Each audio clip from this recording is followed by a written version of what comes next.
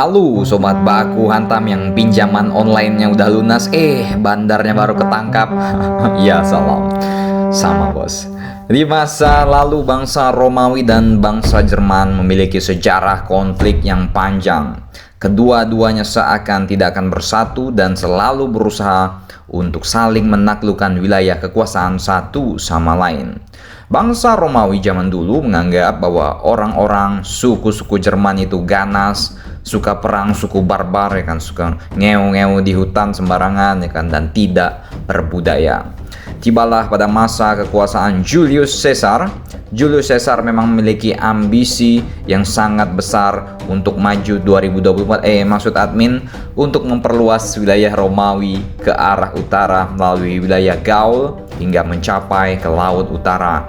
Sehingga Caesar pun merencanakan penyerangan terhadap orang-orang di Jerman.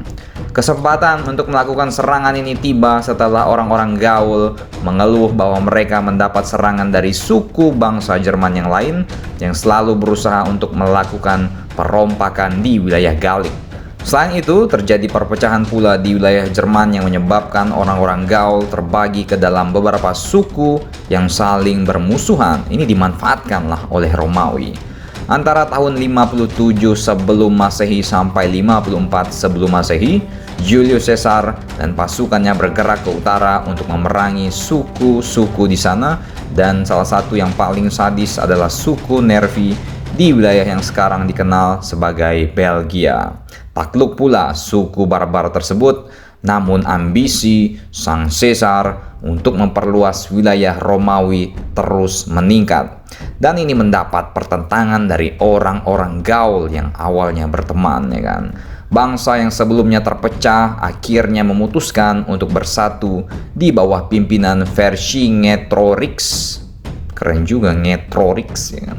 Ngetorix, kepala suku Arverni, ini menyatukan suku bangsa di Jerman untuk melawan pasukan Romawi. Pertempuran sengit pun berlangsung. Pasukan Julius Caesar pada pertempuran terakhirnya dapat dihentikan oleh pasukan Gallik di kota benteng Gergovia. Namun, pasukan Gallik juga punya kelemahan, yaitu tidak dapat memukul mundur pasukan Romawi ketika berhadapan di tempat terbuka. Akhirnya mereka pun mundur ke wilayah Alesia, namun ternyata di sana mereka telah terjebak oleh strategi 50.000 pasukan Romawi yang telah membangun tembok pengepungan. Saat sedang melakukan penyerangan, pasukan Romawi juga dikagetkan oleh serangan pasukan bantuan Gallik yang datang dari sisi berlawanan. Namun akhirnya pasukan Romawi yang harus bertahan dari dua serangan berbeda tersebut mampu berdiri tegak dan menguasai jalannya peperangan.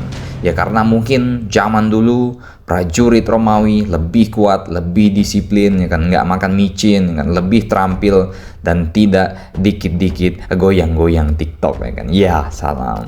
Hingga akhirnya pemimpin pertempuran Gaul yaitu Vercingetorix ini memilih untuk menyerah kepada Romawi pada tahun 53 sebelum Masehi dan mengakhiri perang Gallik ini. Bagaimana menurut kalian? Bosan kan perang dunia kedua mulu? Ya kita sekali-sekali bahas perang ting-tong ya kan, pakai parang, ya kan.